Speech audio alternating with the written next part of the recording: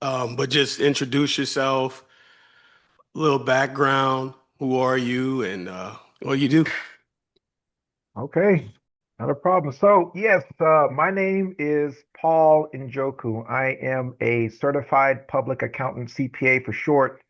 I have been filing personal and business taxes for roughly 10 years now. I opened up my firm 5 years ago, and I've been doing this since then. One things that I'm passionate about is actually helping and educating people about taxes and savings and anything in general. I love doing that kind of thing. So one of the areas I specialize in as a practicing CPA is in real estate. I spend a lot of time with understanding the benefits of long-term versus short-term, understanding what the real estate professional status is all about, how best to go about managing the support with substantiating your claims. Because another part of what I do as a practicing CPA is I also help with tax resolution. So individuals that owe the IRS you know, a significant amount of taxes. I try to work with the IRS and putting together an offer and compromise. I also help business and individual clients get out of IRS audits because um, with those in particular, you're dealing with a representative from the IRS that may not, or more than likely isn't familiar with the Internal Revenue Code as it stands. So if you have me in your back corner, I can help with organizing your documentation to help illustrate exactly what you're doing in your business and making sure you're within protocol to keep your deductions that you've originally claimed on your tax return. Or if not, we'll try to see if we can keep you from paying too much. So, in a nutshell, that's technically what I do. The name of my firm is Pecan Accounting and Tax Services, registered here in Texas, out here in Houston. Uh, awesome. You said something, Paul, that I want you to repeat it. So you're saying that there are many um, IRS auditors who still don't fully understand the tax code. Correct. And it's, I don't know if it's by design, but I guess because the IRS's budget is played like a political football, a lot of their resources have to be organized in some sort of way. So their most seasoned, experienced agents are actually getting fired, or they're being asked to go ahead and retire early. So now they're dealing with the new guys that are coming in, and just to kind of manage the workload that they have, some of the folks that may have started out for the first time, only maybe a few hours of accounting, they're actually the ones representing the IRS in the regard of audits. And so those guys, a lot of the time, have no experience even with dealing with a regular tax return, no talk of actually dealing with a business tax return and understanding all the quirks with what is considered something that is according to Code Revenue Section 162, what is reasonable and necessary for the business. They don't understand that, and so a lot of the times they end up making assertions on their audits that end up having to be paid for by the taxpayer, not knowing that they actually didn't need to pay an extra $100,000 for taking on a position that they thought for sure was reasonable, which the IRS now would classify as frivolous. So, yeah. Man, so what you just shed light on is something I'm sure most Americans, even the ones who make a lot of money, aren't aware of. When they hear IRS is coming, they think they have all the answers and they're immediately wrong when the taxman comes knocking at the door like, oh, I'm wrong, you got me. And even if they're right, someone like you, a professional who can prove they're right, they're so rattled that they just like forfeit, like, hey, I lost this battle. The IRS knows something I don't know and I messed I up. mean, and I understand it's like it's the government coming after you. Of course, you're going to be scared and you're going to think that, oh, yeah, they know exactly what they're talking about, this and that. But honestly, they're bound by the same rules we are. They got to prove beyond a reasonable doubt that this claim was not substantiated by blah, blah, blah, blah. Same thing like us. We have the burden of proof most of the time. And if they make a claim, they have to go to court and basically prove that claim that they're making as well. And a lot of times they get it wrong. Wow. Wow. We know that there was recently a tax code established, well, extended, we would say. There are some new things in the code, and we're not really here to talk about the things and the politics. Of course, many people have different feelings about that, but we do want to highlight the benefits for real estate people, real estate professionals, people who are thinking about investing in real estate, and specifically, we want to talk about short term rentals. What benefits do you see just from looking at it from the outside, not any specific case, of people who are thinking about investing in real estate or, in particular, a short term rental in 2025? Well, just like you said, the Tax Cuts and Jobs Act was extended, or in some cases, it's been cemented as permanent. So, one of the areas within the Big Beautiful Bill, or the BBB for short, is that they've added what's called the 100% bonus depreciation. What that basically means now is typically if you have an asset that has an extended use for life. So typically something like a car for 5 years, a car that weighs over 6,000 pounds, for example. Rather than actually depreciating the car over 5 years and taking an incremental amount as a deduction in that same year, you can accelerate it and take the whole cost in this particular year. Now, in the case of real estate, usually with generally speaking, if you have a real estate venture that you're not materially involved, then that's considered passive. But however, you're able to offset most of your income, of the rental income that you are receiving, with the depreciating value of your house that you're using for your real estate activity. I'll get it. I would love I can't wait till we dive into what exactly is short-term rentals versus long-term, and most especially what qualifies somebody as a real estate professional.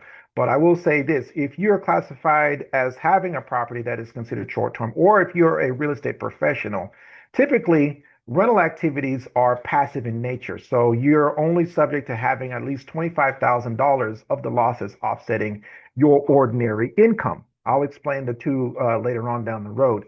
But that's only if your AGI is above or is below $150,000. Now, for my guys that make over $150,000, those losses that you're generating on your passive activity is going to be suspended until you actually sell your property, or I guess in one of the years you're actually below the threshold to receive that money with offsetting your income. But however, if you're a real estate professional or if you have a short-term property, those losses from your real estate activity will now be able to offset your ordinary income despite how much money you've made. Now, with the special bonus depreciation being added back to the tax code and it being moved back to 100%.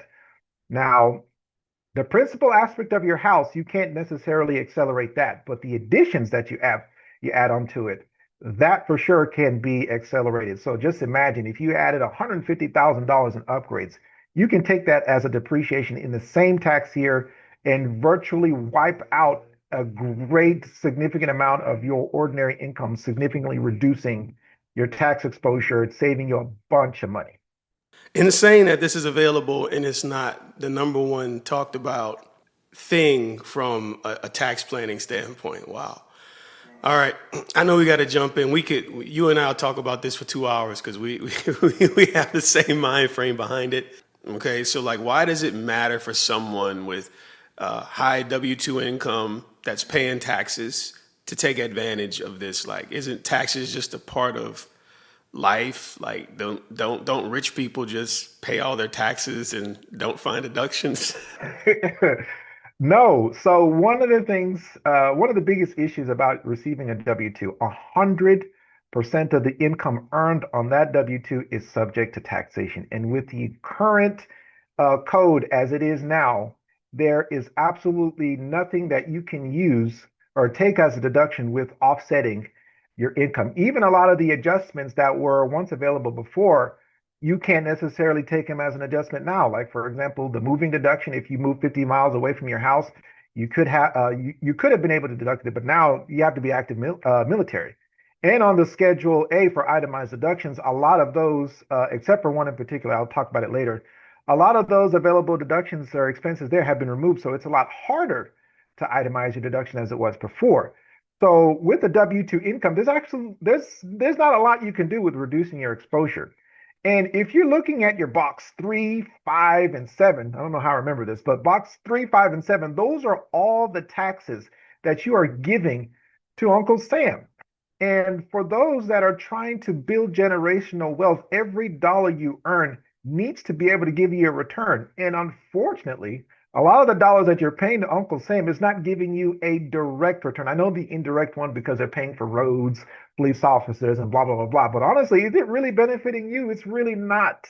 If you want to be able to make generational wealth, all the money that you are receiving needs to be reinvested back into yourself. That's meaning you're going back to school to improve your job skills, or that's into investing in real estate or other items that appreciate in value that you can leverage against banks and other financial institutions to invest more into yourself and build more generational wealth. So yeah, the W-2 deal, no, because imagine if you're making $300,000, the amount of taxes that you've given to Uncle Sam is roughly going to be around $60,000 to $80,000.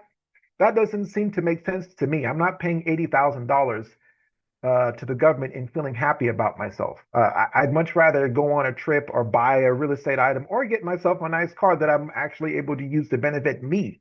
I love it. I love it. You're touching on a few things. This is a rumor. This may not be true, but I've heard the way the accounting is done, it looks like, oh yeah, only 12, 13% goes to military. But in reality, it's more like 50% goes to military. And I know I can't say that that's a fact, but have you heard something like that? Like, It's actually true. So the government is since they're generally supposed to help out the public, a lot of their financial disclosures are supposed to be made public. So yes, a lot of our tax dollars are going towards military spending, or this is where all the waste is going, military contracts or government contracts. So if I'm not sitting over here trying to develop or envelop conspiracies or whatever the case is, but if you have the connections with a couple people in government, you can get yourself a government contract, and based off of the resources, the budget that you provide them, the government will go ahead and pay that contractor for the services that they're supposed to be rendering to the general public as a whole. So whenever there's talks about, I guess terrorists, or, we need to go over here, go over there, the war with Ukraine, the war in Gaza with Israel, all these places, a lot of dollars are going towards those particular ventures, and most importantly, going to the contractors that are supposed to be, servicing the general public as a whole. I just wanted people to understand that most of your tax dollars are not going to the poor, into roads and things like that. I just wanted to make that point because most people say, well, pay your fair share. And I think the government is country first. We have to take care of the country first, which, military things like that are very important. But it's not like if you don't pay taxes, you're taking money from the poor, from churches, from things like that. I just wanted to distinguish because some people think we're villains here trying trying to save on taxes. Well, so I know we're going down the list, but I wanted to also jump into another question that you had asked, because the Internal Revenue Code, how it's written right now, it's meant to basically influence behaviors that help the general public as a whole. So whenever you hear about tax or business tax credits, what exactly are those credits for? One of them being research and development. What that actually does, it helps with allowing the company to reinvest in itself to come up with a new product or service that can help create jobs. We're here worried about the unemployment numbers. Well, if we are not able to reinvest our dollars that we're making into our company with coming up with a product or service that we can use to actually create jobs, that's actually really bad for the general public as a whole. Another issue is a social benefit that it has. So typically, whenever there's a huge disaster, and the person in office would be like, okay, you know what, everybody can get 100% deduction for donating to charity. There's charities out there like Red Cross and all those, and what is it, Gifted Hands or something like that, that are out there that actually help with allocating resources to actually assist all those people in need.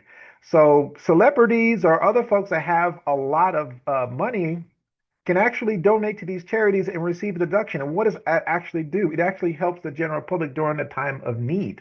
And then, most importantly, another one that a lot of small business owners don't know about is the work opportunity business tax credits that are available. What you're doing is if you're employing somebody who was a felon the past year, they're receiving SNAP or they live in an empowerment zone, you actually get a credit for actually getting those people off of those programs.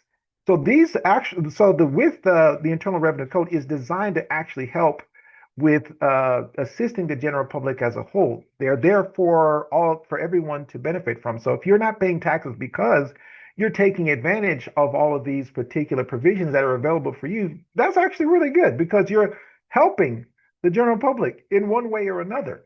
Those things I didn't know. You just educated me. So we definitely want to circle back. But I know we got to get into these questions. But great information. You guys are getting some bonus stuff right now. But hey, it's about adding value, right? And educating the public. I know people making, like, I know a lot of salespeople, right? Salespeople make a lot of money. It may be like the top industry in the country as far as getting paid. Like they get paid more than doctors, lawyers. People don't realize that. But salespeople are taxed the highest, and I know salespeople making 500,000 a year, 300,000 a year, and they don't have an accountant. They don't have anyone guiding them. They're literally going to TurboTax, getting the taxes done. So speak to an example of why it's important for high earners to have a dedicated CPA. So having a dedicated CPA is important for a couple of reasons. Because for one, you may be structured in a way that is actually disadvantaged, may work as a disadvantage to you. There are several different business structures that you need to have set up for yourself to actually save as much as possible. And based on your particular point in time and how your business is structured, we can actually do some things that kind of help you with saving and help you, most importantly, align your particular business goals, your way of life and saving dollars and earning money at the same time if we're able to see your entire picture. However, I do have to give a disclaimer. Not all CPAs are created equal. So, what do you have to do as the person shopping for a CPA? You need to kind of familiarize yourself with what exactly you're doing and what exactly may be available to you so that you can compose certain questions to people to other CPAs that you may want to hire to interview them to see if they're qualified to actually assist you in whatever you're trying to do. So, sitting down, planning out exactly how you need to set yourself up to actually save the most amount of dollars or take advantage of most of the provisions that are available for you in your particular situation is very, very important. And that's a good segue to the next question is, from experience, do you know anyone who has avoided CPA, business structure advice, accounting advice, and they've been able to get rich or acquire generational wealth? Is it? So, in the short term, I've seen some folks basically get away with not paying Uncle Sam, doing things themselves. But when I actually look at their profiles, when the IRS comes back to actually audit those guys, because what they end up doing is writing off all these erroneous things that they don't have proof for, or they basically try to hide or not claim as much of their income as possible, which is terrible because if you omit 25% of your income, the IRS there's no statutes of limitations for them or when they can select you for audit. And typically, what they would try to do is they'll audit you maybe 5, 6, or even 7 years, or maybe sometimes even 10 years after you filed in hopes that you have gotten rid of all of your support for the claim that you made on your tax return.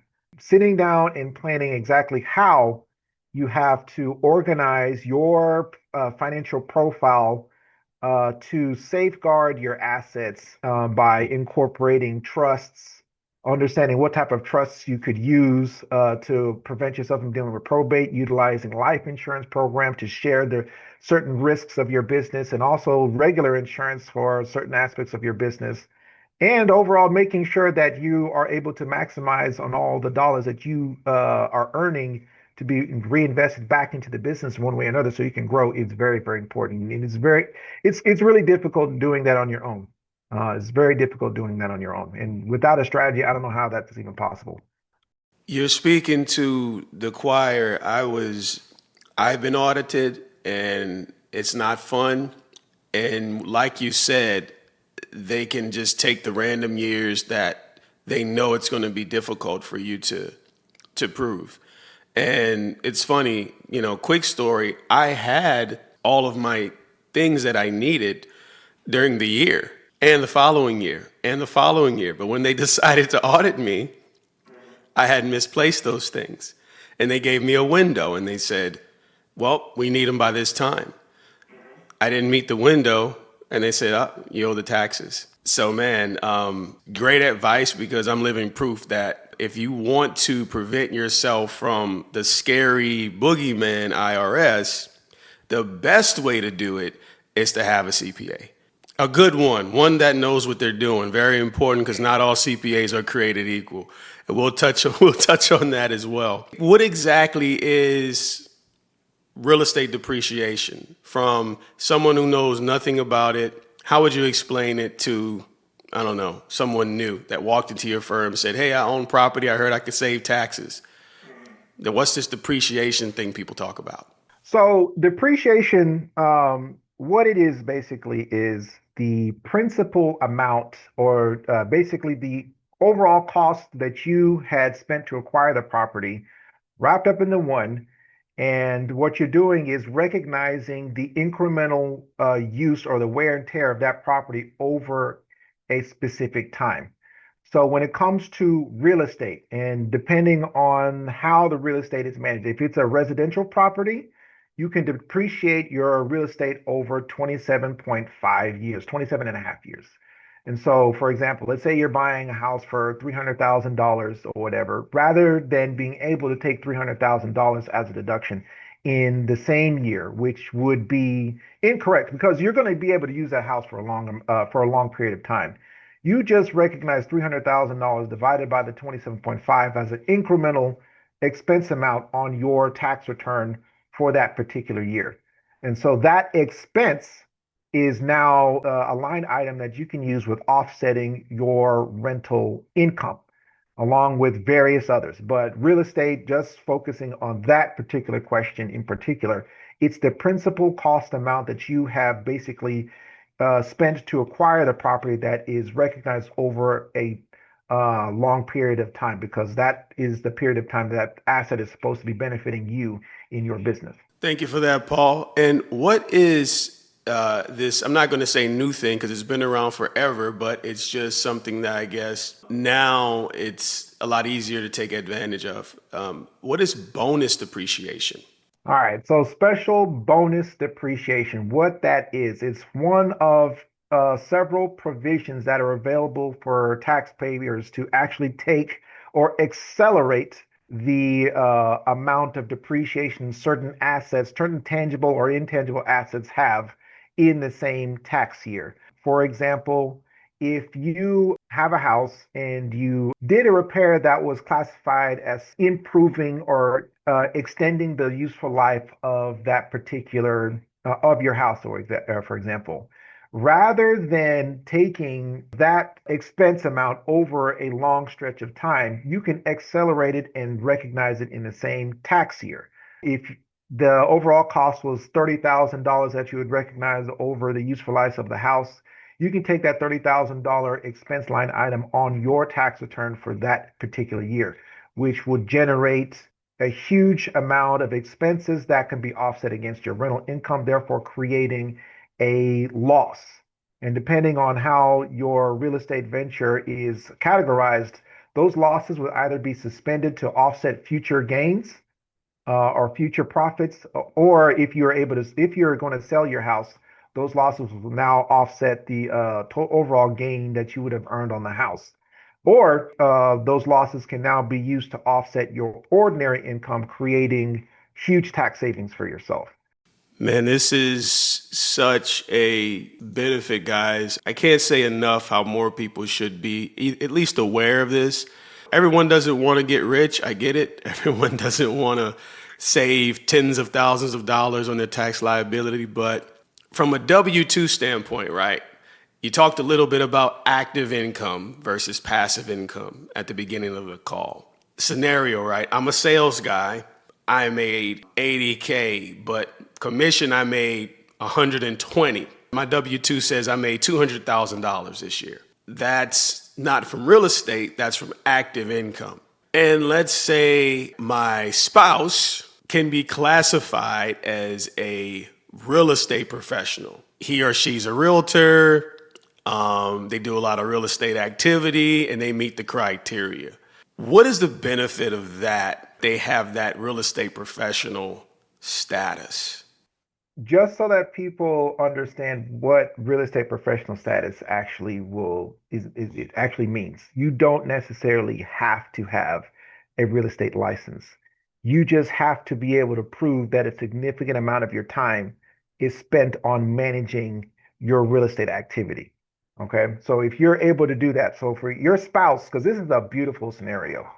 So if your spouse is not working at all and you have several houses that you're managing, you earning the $200,000 or whatever the case is, and you guys are filing jointly, the losses that are sustained from the real estate professional activity is going to be offsetting your active income, the active $200,000 income. So if you paid Uncle Sam the $60,000 or whatever in taxes, unfortunately, it'll just be box two. You can get most of that back because of the losses that are sustained from the real estate professional status activity that your wife is doing. And that's a beautiful scenario for a lot of people. So if you have a spouse that is not working and you have houses that you are maintaining, the real estate professional status, we can actually use her as the front run liner for that. I'm going to keep it real simple. You're saying that if let's say my wife and I'm a real estate professional, she has a W-2 job, let's say she makes 200K, and let's say I make 100K on my real estate activities. What you're saying is that if we own real estate and we bought it in the same year, I could use bonus depreciation from my real estate to offset that income.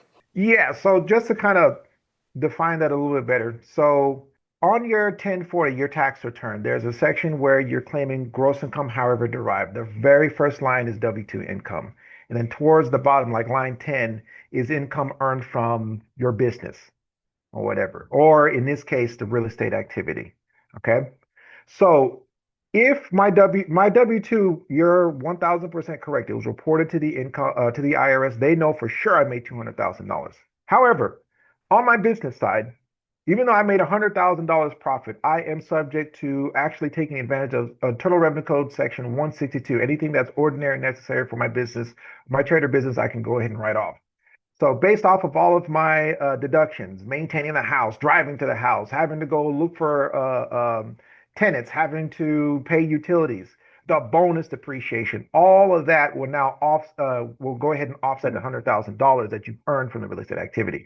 If the end number is, let's just keep it simple. Let's just say the end number is $50,000 in losses. That $50,000 loss now goes on line 10 of my gross income calculation for my taxes. Guess what? $200,000 minus $50,000 is $150,000. So you're not paying taxes on $200,000 anymore. You're paying taxes on $150,000. And so what it looks like now, based off of your current withholding that you have on your taxes, you overpaid your taxes. So therefore, you're getting a higher refund back because you paid too much to Uncle Sam. We have a real estate activity. We sustain losses. Those losses are meant to actually offset that income. So now, instead of paying $60,000 in total expenses to the IRS, you're getting back maybe, let's just say 15. I don't know, just guessing. Let's just say it's $15,000. That $15,000 goes a long way. I can take that with paying for an improvement on my property or investing it in something else, or basically building generational wealth. This is how it all connects. I could put that money down in another house. Yes, Use that money to put down. investing, Yeah. investing in your generational wealth. Yes, buying another house or whatever.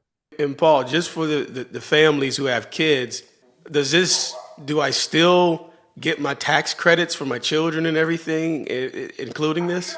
Yeah, so because you've earned $200,000, you are well above the threshold with actually receiving certain credits. Or some of your credits are actually phasing out, like the child care credit, and for some people, the earned income credit, or the child dependency credit, whatever, right?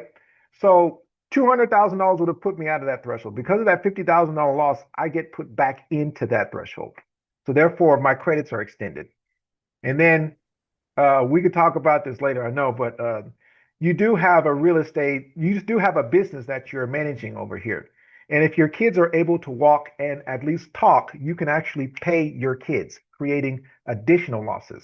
And so, for example, let's say you have a kid, as long as their salary is under the standard deduction of $15,000, they do not have to file a tax return because $15,000 minus the freebie of $15,000 is zero.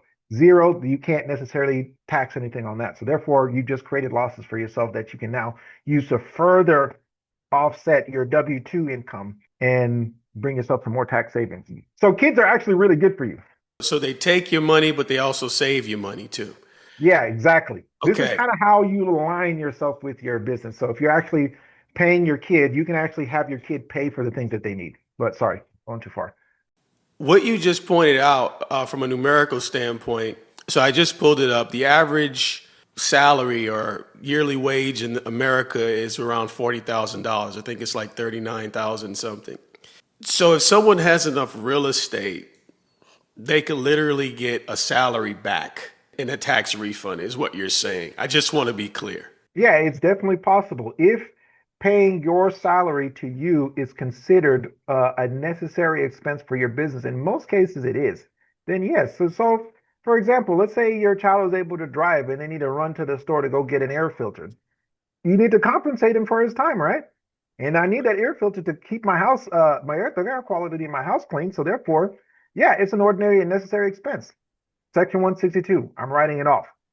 I'm creating a loss. And then therefore, that special bonus depreciation, again, it doesn't necessarily matter how exactly you pay for it. Most of the time, they're financed. You can finance it at the end of the year and put a dollar towards it. It doesn't matter as long as that charge has been paid in full. In that tax year, we're accelerating it. You have the option of accelerating it. And so therefore, it's not like as if you're creating losses on losses because you lost all these dollars. But no, you're actually creating losses based off of the fact that you're just accelerating a depreciation of an asset. So, in other words, you're using leverage and financing to acquire real estate and actually using some of the note that you haven't paid off yet to be used in the depreciation formula is what you're saying. So, and I'll give you, break it down as an example. If I bought a home for $400,000, I put $100,000 down. But let's say when you do my accelerated depreciation thing, or and I qualify for bonus depreciation. Let's say that house gets me a $200,000 year one loss. I could use that amount as a deduction. Yes. So the $400,000 that you is the actual sales price or the cost basis of your home. That's what you are putting through the regular depreciation. Remember what I said, the principal amount of the house, you can't accelerate that, right? Correct. So, but if you actually go through and like you said, and go through and actually do a cost segregation analysis and see, okay, by itemizing all of these things out, figured out that $200,000 that was paid towards this house was actually these items. And so I want to, accelerate these items. Yeah. So despite the fact that you haven't paid this whole thing off, right? It doesn't matter how you do it. You can put $1 down, 100,000 down, whatever the case is. $200,000 is the asset that's considered the improvement that's supposed to be benefiting me for several years. Typically, if an improvement like this is depreciated over 39 years. But yeah, you can take a $200,000 line item as a deduction in that year if you see it as a benefit for you. Yes. That was for my salespeople because my wife is in sales and, she works with a lot of salespeople and they don't know how powerful real estate is when it comes to these things when they are married, when they have a spouse, or if they own a short-term rental and actively participate, which is our next segue into our next thing. Because I know there are two main ways to qualify for the bonus depreciation from what I know. One of them is to be qualified as a real estate professional, which that has criteria. But there's another one that to me, and this is just my opinion, I want your opinion as well, that seems a little easier to qualify for, which is an active participant in short-term rental activity. In other words, yeah, you can be a real estate professional, which some of us are, or you could purchase a property, put it on Airbnb, and as long as you actively participate, you get similar depreciation, bonus depreciation benefits. So speak to that. No problem. And then just so everyone knows, you can apply special bonus depreciation on virtually almost all assets. 6,000 pound car, furniture, whatever. But in order to actually have those losses that you're generating offset your gains when you're dealing with real estate, there's specific criteria you need to meet. So, short-term rental, what exactly is that? In a nutshell, it's basically a rental activity that's less than 30 days. Now, if you have what's called I think food accommodation, that's an Airbnb where you're having turnover of at least 7-day average of your tenants actually staying. You don't necessarily have to prove the other criteria that we'll talk about for the real estate professional status in order for you to actually take advantage of the special bonus depreciation, have the losses offsetting your regular income. In fact, what you're basically managing is fundamentally a hotel. It's a room and board accommodation. So with that, in itself, it's already an active participation. You're always looking for tenants. You're always having somebody to come over there and clean up. You're having to replace your linens. You're paying for the cable. You're paying for for the Netflix accounts. You're paying for a whole bunch of these things, and so therefore that's actually a business. So yes, that's the 7-day average rental. That one is easy. If you have Airbnb, it's everything's managed through a third-party app, which actually helps with substantiating the average amount of time that people stay in your house. 7 days, you're good. Next is the short-term rental. To qualify for that one, you're going to need to do a little bit more than what you would have to do as far as like the 7-day rentals. Now, with that one, you need to be able to prove that you're materially participating by offering the entire house as available for your tenants to stay. That means all the bedrooms, all the kitchens, the garages, everything. They need to have access to everything. You're replacing all of the linens. You're able to prove that you are spending about 750 hours for the entire year managing the property. You have how you need to substantiate that, the timesheet. Damien, I know you're going to be able to assist with that because typically when it comes to substantiating anything to the IRS, if it's coming from a third party, right? If it's coming from a third party, it looks that much better. In addition to that, you may be the additional services that you're offering to a tenant, like that are unusual for regular passive activities, passive losses. Like for example, if you're offering concierge services, you have snacks available for the tenant. You're offering all the utilities. All that stuff needs to be substantiated for you to be qualified as a real estate professional under the short-term deal. Now, you actually can qualify for real estate professional status for tenants that are staying longer than necessary. This is where your spouse that's not working comes into play. So if you have multiple properties and you're able to prove that I'm spending 750 hours managing all this stuff, or if you actually have other people that are helping you with managing the property, like a property manager, you just need to be able to prove that you're spending most of the time available with managing that property under your head, not necessarily the property manager. Property manager can do his thing, but however, you got to be able to prove that at least 500 hours of the year is basically managed by you.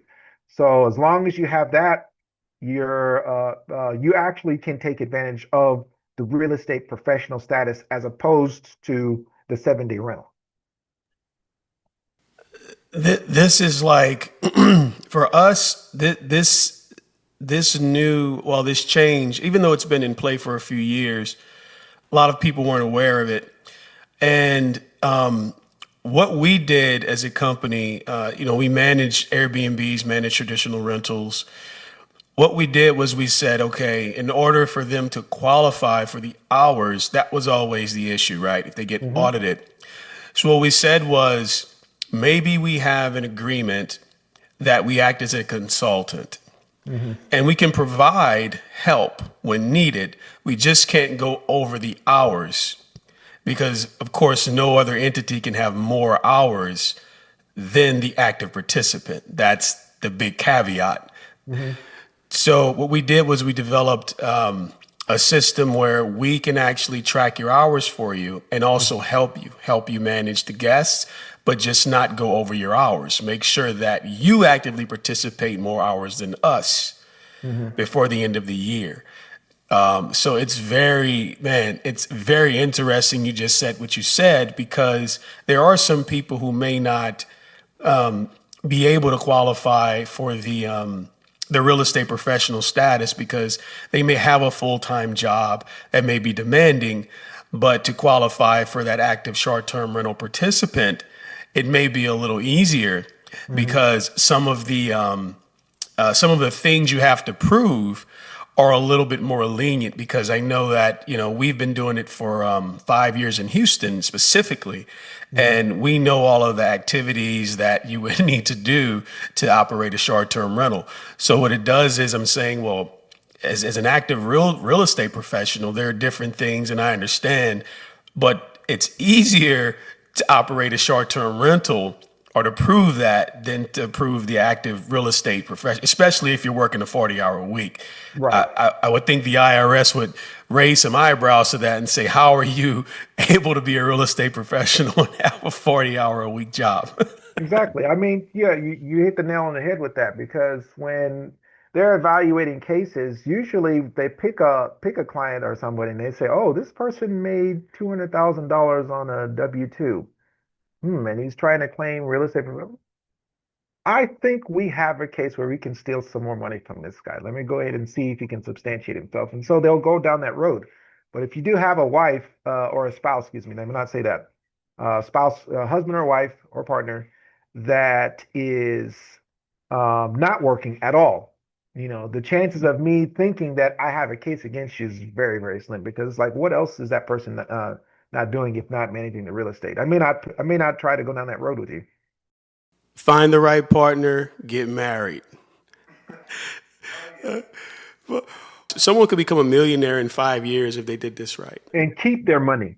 My goodness. I think people can do a little bit more research to get more details if they want to, but I feel like they're set up, like they know that they have the terms, right? Real estate professional status, active short term rental participant status, bonus depreciation, that's another term we went over.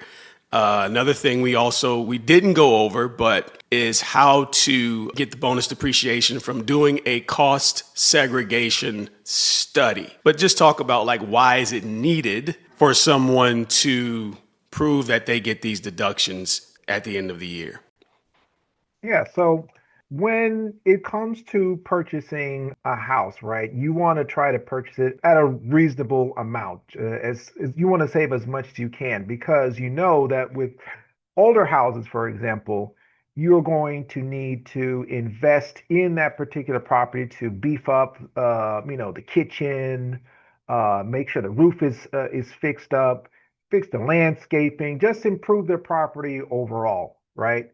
And so you may start out with a regular a loan and then get a construction loan to basically invest in those particular ventures. And so with all of that put together, the overall cost, let's say you bought the house for like about 150, then you added like another $150 in upgrades. And most of the time you're spending cash for that. If you were to leave everything the way it is, right, you would have to take 150 plus 150 and then depreciate it over the useful term of the house, which is 27.5 years in most cases.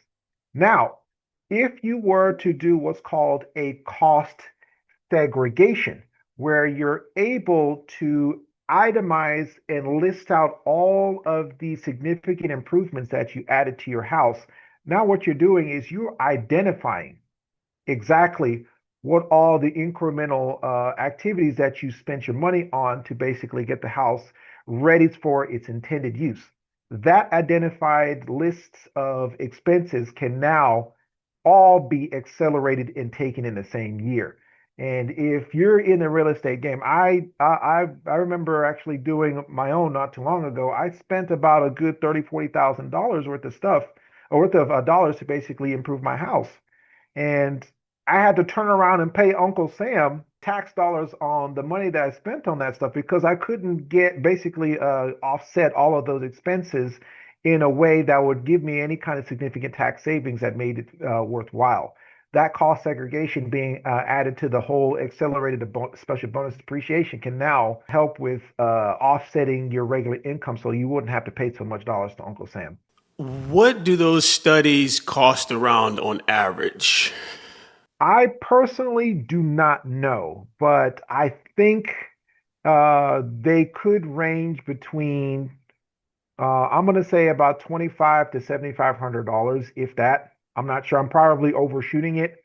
That's also a fee that's considered ordinary necessary. You can write it off too.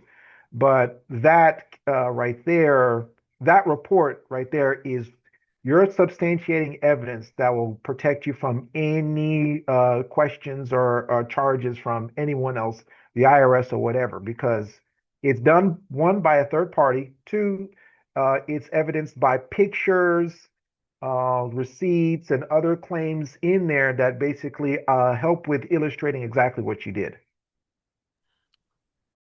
Nice. So I have a question on what you said. So what if I don't spend, what if I qualify as a real estate professional and I don't spend money on upgrades, but I plan to maybe next year or the following year? Could I still do a cost segregation study that year? Of course, of course, you can do a cost segregation analysis as many times as you need to, every year if you'd like. Again, what you're doing is you're identifying exactly what expenses that you incurred that basically extend the useful life of your house. You're itemizing that out, and you're taking a special bonus depreciation on that one. And then, but one thing you're gonna have to keep your eye on, when the Tax Cuts and Jobs Act first came out, the special bonus depreciation tier was 100% your first year. The next year went to 80. The next year went to 60. This year, the next year should have been 40, and it should have been phased out. So right now it's back to 100%. I do not know what the future holds. It may be 100% going forward, or it may start phasing out. You never know, right? So you just have to kind of keep your eye on what's going on in Congress and kind of aligning yourself with knowing when to actually put the money up for implementing those improvements rather than waiting. So people need to buy real estate now Yeah, that because would be great. because we have, you know, 4 years, 3.5 years, new administration comes in and says, to heck with this, we're going to change everything. And those benefits could be gone. And again, like we said, no, we're not talking about politics as it relates to who's your guy, who's your girl, or what team you're on. We're talking about strictly benefiting from the law that has already been passed. And that's so important. The other thing you touched on with the cost segregation, and I just want to make sure people are clear on this. If I had a home, I could accelerate. Basically, if I qualify for real estate professional or short-term rental, active short-term rental participant, I could take the bonus depreciation, accelerate my depreciation in year one, 100%. I could do a cost segregation study, and I didn't have to use my own capital to improve the house that year. The cost segregation study tells me that I will have to in the future, but I don't actually have to take $30,000 and make improvements if I do the cost segregation study, but I could still take the deductions because it's on the intent of me doing it in the future. Is that right? Well, depending on how you are considered as far as like managing your basis of accounting to the IRS. So if you're cash basis, which is basically almost everybody, right? You have to actually spend the cash in that year. So if you, however, the caveat to that is if you're on an accrual basis. So if you're on an accrual basis, if you know for sure that the cost is going to happen in the future, then you can actually take it in that year. But I think for a lot of folks, most of them, especially in this space, they are kind of taxed on a cash basis standpoint. So you may have the cost segregation analysis put together. That's fine. But if you have not paid the cash for those expenses, you cannot take that. You can't take those expenses in that particular year. Ah, very important. See, you just explained something to me. I was under the impression that you didn't have to. You did the study, and then the study was contingent upon your intent to do the upgrades in the future. So you would have to spend the money. Okay. So that changes things a little bit because it's a benefit, but at the same time, now that I have to put up the cash, it means I have to have that available. Like I have to have the credit cards or loans to do it. So the best way, in your opinion, would be to use leverage, maybe repair loans and things like that, because at that point you don't have to fork up the entire budget for the project. Exactly. Or if you already have multiple properties that have equity, you can borrow against those. Got it. So scale. So in other words, the other thing is scale is where you make the big strides in this strategy. Um, and before we move on, we're gonna just quickly go over recapture. And I know people don't really may know what that term is. Explain what it is, the negative of it, but also the ways around it. Okay. So bonus recapture. What exactly is that? So basically, the Internal Revenue Code understands that people have like this huge security blanket that they're using to offset the income that they're earning on property that they're basically using for rental activity. So when you actually sell your property, the bonus or the depreciations that you've taken up until that point is meant to be recaptured or added back to your sale and has to be recognized as ordinary income. So, what does that mean? Let's say, for example, you had a property that you were renting out for 10 years and you have taken a regular depreciation each year of $10,000. So now $100,000 that you've taken as a depreciation is recognized or recaptured so that you can pay taxes on that $100,000 as ordinary income. But fortunate for you, there is a cap to how much in taxes that you pay. It's 25%. It doesn't go all the way up to the 35 or 37 or whatever bracket you're in. It's capped off at 25. So how exactly can you avoid or depreciation recapture? One, don't sell your house. Two, you could do a Section 1031 exchange your house for another one. That's basically allowing you to avoid or defer your gains for that point in time. Yeah, I think those are the only two because the IRS is hoping that you do end up selling your house.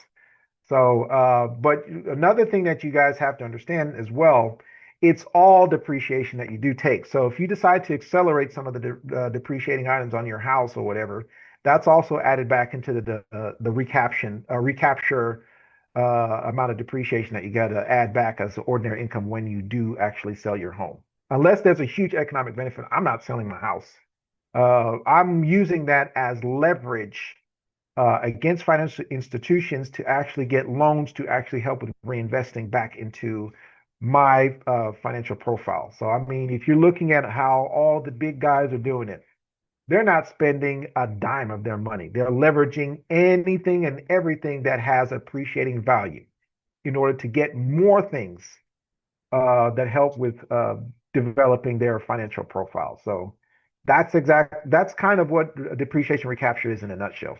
And that's why, like I said, I love some of the financial guys. Like I give it up. Like I like Dave Ramsey for some people and things like that. But I think to get wealthy or to get rich, leverage is one of the best tools because it seems that the government wants you to use it. And the way they do it is exactly what you said. They make an incentive. You can put $1 down on real estate, but still get the bonuses from owning the real estate of the entire cost of the real estate. So it seems like it's a game of leverage.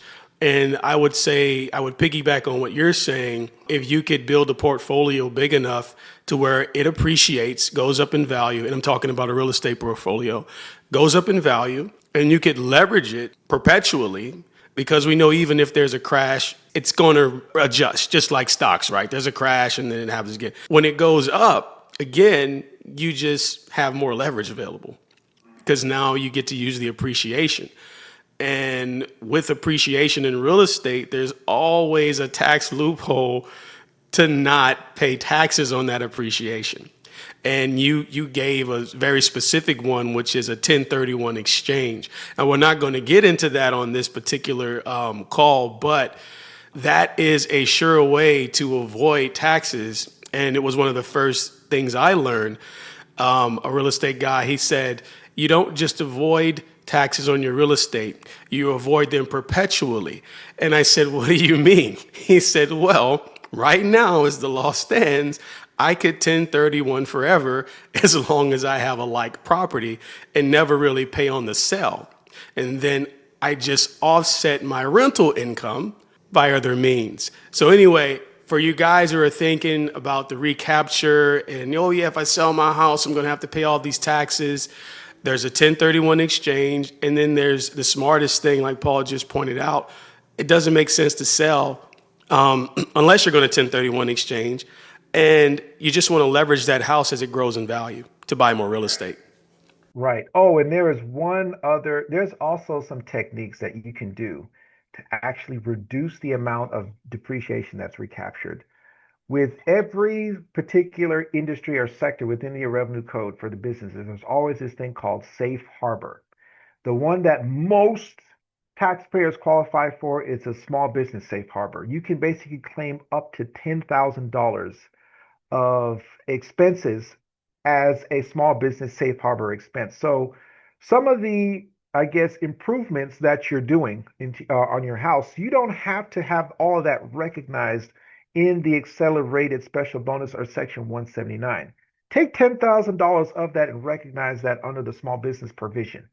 So that helps with chipping away the total amount of depreciation that has to be recaptured. That was one other little nugget I forgot to add there to help reduce the amount of gain you would have to make on adding this thing to your portfolio. And then there is another one I forgot. So there's this thing called a step up cost basis in your property. So if you were to have this house transferred down to an heir via whatever, right? That person now gets what's called the step up cost basis. So if you bought the house for $200,000, it appreciated to $500,000 at that point, and then you transfer it to an heir. That person now has a cost basis of $500,000 as opposed to 200. Okay. And so if that person decides, well, you know what? I don't really need this house. I'm going to sell it for 499 $1,999, and you incur a $1 loss. There's no taxes that are being paid. Who's talking about bonus, a special bonus recapture again? Wow. I forgot to introduce that nugget. I'm sorry. So again, this is why you guys need the right CPA, not just a CPA. Paul just illuminated another way you could actually offset some of your revenue or gains. And I want to jump into something else. And some of these questions I had, I think we've answered. But I do want to talk about your preferred documentation as a CPA, as a firm. What kind of tracking do you prefer? Like, let's say you got a client. This is my perfect client. Like, I'd take them to a steakhouse if I could. This client gives you everything neatly, the exact way you want it. You're not worried about this guy or girl getting audited because they've handed you what you need. And I want to specifically talk about someone trying to take advantage of bonus depreciation in year one. What would you want to see on your desk or in your email to help that client's success? Okay. So documentation substantiating from third parties is honestly the best form of evidence. So the first hurdle everyone has to be able to cross or jump over is being able to prove that 750 hours is spent on real estate. So you need a timesheet, but the timesheet has to be, I guess, further qualified with other elements in there. Let's say, for example, okay, you know what? Today I need to go get an air filter from Home Depot and have it installed in my house. So therefore, what I should see on that timesheet is okay, the date of when I'm making my trip, and then tracking my time exactly when I leave my house. Let's say I left my house at, I don't know, 10 o'clock. I drive all the way to Home Depot. Oh my gosh, there's an accident. I'm stuck in traffic.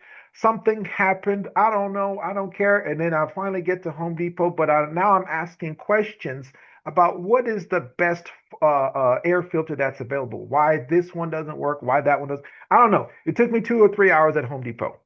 And then now from Home Depot, I'm driving all the way to my tenant's house. So that whole trip is substantiated by that receipt that I received from Home Depot.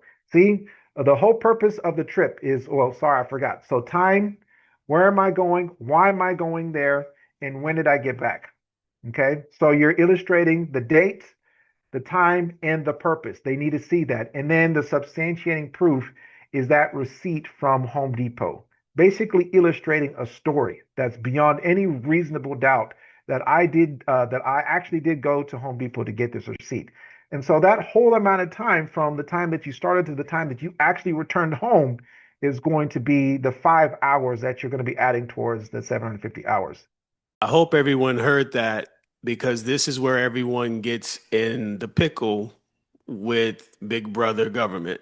It's the tracking portion, and hey, if you're not a good tracker, and this is a question for you, Paul, I already Mhm. know my answer. If you're not good at tracking this, is it worth it to pay a third party to track it for you? You already answered that, but I just want you to kind of, is it Mhm. worth it in your opinion?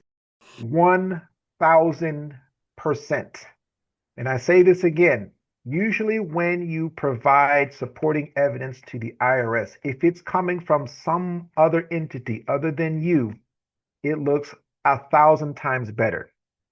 So, guys, again, very, very important that we take this seriously because the IRS, and I'll tell you how they do it. When they're ready to audit you, they're going to just send you a nice little letter first. Then they're going to send you the certified ones, and then you're going to get the people at the door with you got to sign for this, and that's when it's about to get real because now they want the proof of that you've received a letter saying that they're coming.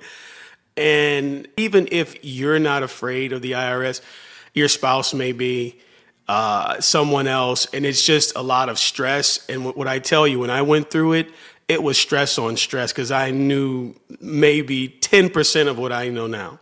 And it was just stress on top of stress. I didn't want to really go to work. I'm like, man, I'm working. Every dollar I'm making is going to go to these guys. They got me. And in reality, they didn't have me. I didn't do anything wrong. They audited us because my wife had a short sale on a house when we lived in LA. And, when you do a short sale, you have losses. So all they were doing was just saying, all right, let's prove you had a loss.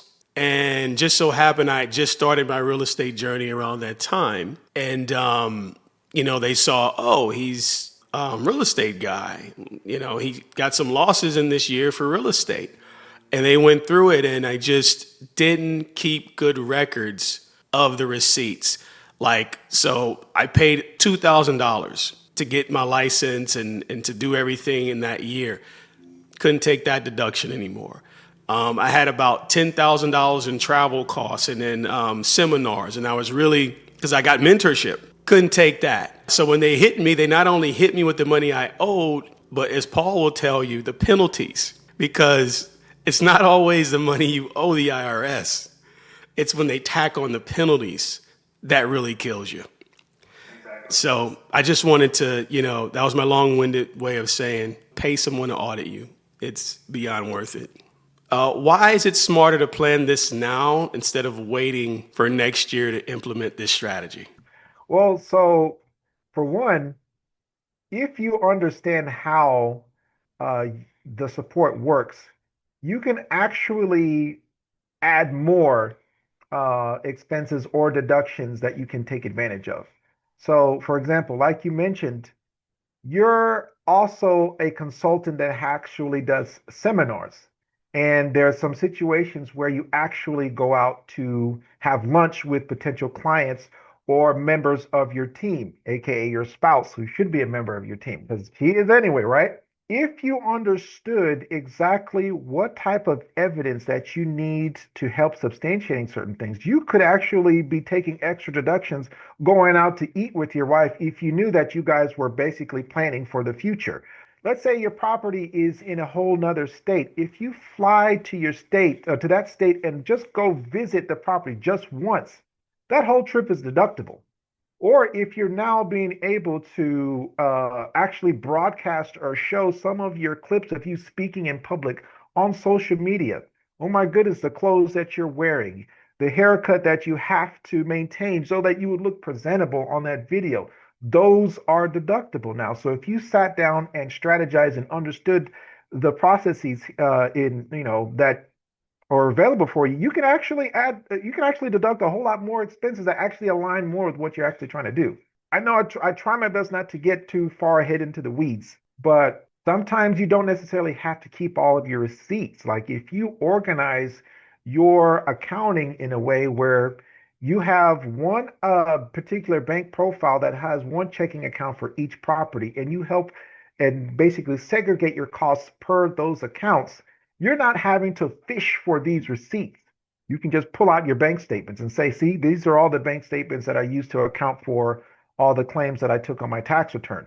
Oh, well, this guy seems pretty organized. It's coming from a third party. Well, I guess he did go to Home Depot, or I guess he had to incur all this stuff. And so let me go ahead and leave him alone rather than you having to fish for that actual receipt that actually has the ink fading and all that kind of stuff in most cases. The things that you ordinarily need to do anyway can actually be deducted.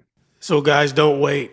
Don't wait to find the right CPA. I'm talking to a right CPA right now. We're going to, of course, give you his information. Paul is in demand. This strategy that we're discussing now is something that a lot of people are going to wake up to eventually. People are looking for tax shelters, tax deductions all the time. And this one is a slam dunk. I want to circle back. Well, I want to go back a little bit to something. So let's say I have a client who wants to take advantage of active participation in being a short-term rental operator. This client bought a property in Houston. They live in California. Let's say they're coming to physically check on their property. They fly in, they got to go to the airport. That's LAX. That's 3 hours. They got to fly here. That's another 4 hours. They got to stay here. They're literally just coming here to check on that property for a couple of days. And of course, we're not going to count sleep and personal things, but that seems like a lot of time spent actively participating in the short-term rental activity. Is that correct?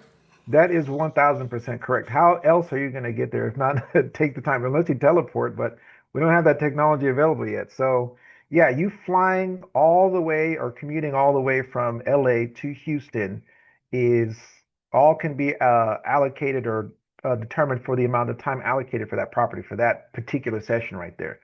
So what you want to do is you track the time from you getting from your house and getting to your main destination, which is the house. And then it stops when you get back to, I guess, your hotel that or the place that you're going to stay at. You relax. And then if you have to go back again the following day, it starts from the time that you leave from that, I guess, where you're staying. If you're running errands on behalf of the property all the way till you get back. Yes, all of that time is basically allocated for that one session right there. That sounds like a good 36 hours right there. And guys, just for the record, we're not trying to take advantage, manipulate anything, but think about it. If you're flying from California to Texas and your intent is to work on that property and that's what you do, then by all means, it is your benefit to use those hours to qualify you for that short-term rental operator active participant. Imagine if you took two trips, let's say you flew from New York, you would take two trips, you're almost at your 100 hours. And that's huge, right? No one else can get more hours than you. That's a caveat. You could use that to your benefit as active hours. I have like 50 other questions I could ask this guy. We're going to save that for another day. But what I want you to do is let everyone know the best way to get in touch with you and generally your process. Like, do you have a consultation call or not if they would want some more information? So the best way to reach out to me is by jumping into my website, www.pknaccounting.com. I do have a couple buttons in there where you can, share your contact information and tell me a little bit about what you would like to talk about. And then we can sit down and have a consultation to see exactly what your whole profiles is like. Basically, what is your goal? What's your tax current structure? To see exactly how best I can help you with putting your whole picture together. I'm like the Pablo Picasso, you're the blank canvas, and there's certain things I need you to do on your own so that my life and your life will be easier. So we sit down and figure out that. I do have CRMs that are available where we exchange sensitive information and keep it all in one secure place. And we go from there. So, I mean, we'll talk about everything from your personal to your business activities and to basically make sure that we do help you stay within the real estate professional status deal. And we're good to go. And guys, I want to reiterate, I always say this, I am not a licensed CPA, but now I can say, but he is. He is. Paul, thank you, man. Thank you so much for this. And I just hope we create wealth for other people who don't know about these opportunities. And I hope they're more encouraged to get a CPA. Even if you have to sit down and have the consultation with Paul, I think that's the first step into wealth and wealth creation.